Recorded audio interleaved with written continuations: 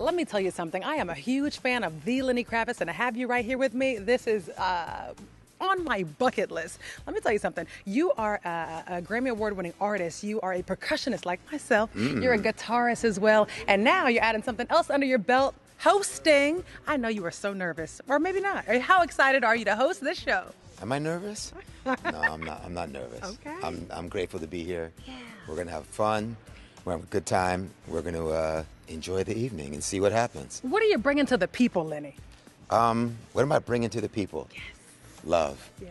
Love, and a love for music, and appreciation of these artists. And we're going to play some music as well, so it's going to be fun. And I feel like when we're in your aura, all you exude is love and gratitude and this sense of serenity that you really bring out throughout your music, and we really appreciate. Before we get into your music, there's a bunch of musical talent, including yourself, that's going to be hitting that stage when you host. We got Pink, we got Keith Urban, we got Money Long. So of all of those people, even Kelly Clarkson, Yes. who could you see yourself collaborating with? Have you thought about that? You know, I can make music with anybody. I would, you know, and it's something that I haven't done. Yeah. I've actually not done a proper duet with anybody. Jay-Z's been on my records. There's been people on my records, but I haven't done an actual duet. So I'm just finishing my new album now. Wow. Putting the last touches on it, and I'm trying to figure out who I want to sing with me on a couple of tracks. Can we get that teaser right here? Who is in your head? I might meet that person here at the awards, you see? I love that. You have to kind of go with the flow and see what happens. Lenny, always keeping us on our toes. 11 studio albums, the 12th one on its way. What inspired this album? And could we also see a collaboration with Zoë Kravitz, your daughter? What inspires it? It's always life. Yeah. It's always life. And what's interesting about the album that's coming out, because, you know, I wrote a book that came out at the beginning of the pandemic. It was called Let Love Rule, and it was a New York Times bestseller. And it was about the first 24 years of my life, birth up until the record deal. And in writing that book, I had to deal with a lot of my teenage years. Yeah. And it just took me back to that time and what I was doing then. So the album that's coming out this year is sort of the album that I didn't make as a teenager. That never happened. And then I, you know, came out with my first album, Let Love Rule. It's interesting. It's kind of a step back and a step forward at the same time. An interpretation of what I feel I would have done then, including 2 songs that were written at that time. Really? Yeah. 2 of the songs? High school, yeah. I want to just thank you because in I just gave you a whole scoop. No, you did. And guess what? He has now an exclusive, and we're going to take this and run with it. In 1998, you came out with a beautiful song, and it was all about me. American Woman.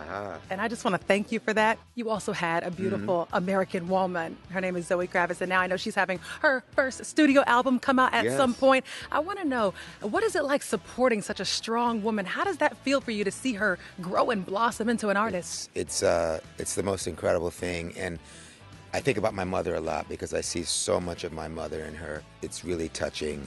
And of course, she's got, you know, her mom and me in there, of course. But I think about my mother a lot, and just how proud she would be because, you know, she passed when Zoe was just a small child.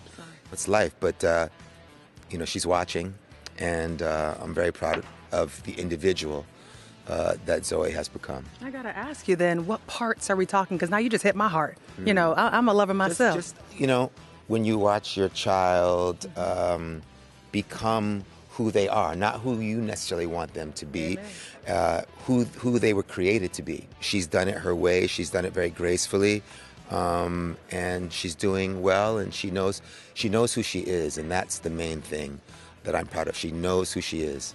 He thought he was going to get out of this question about the collaboration. So it sounds like, you notice that? Like, I'm a listener, Lenny. You're very professional. So when it comes to that collaboration that we could possibly hope for. You know, I'm sure one day we will do something together. It's something that we've always talked about. You know, it'll be the right thing at the right time, as it always is. Handled like a true professional. My final question for you, that biopic, I've already dreamt one up for you. Have you?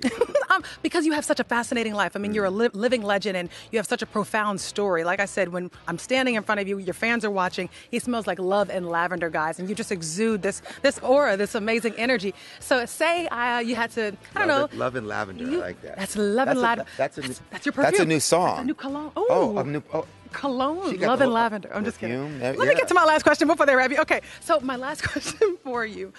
Say they were doing a dream biopic. Who would you choose and cast to play yourself and then those around you? Oh, wow.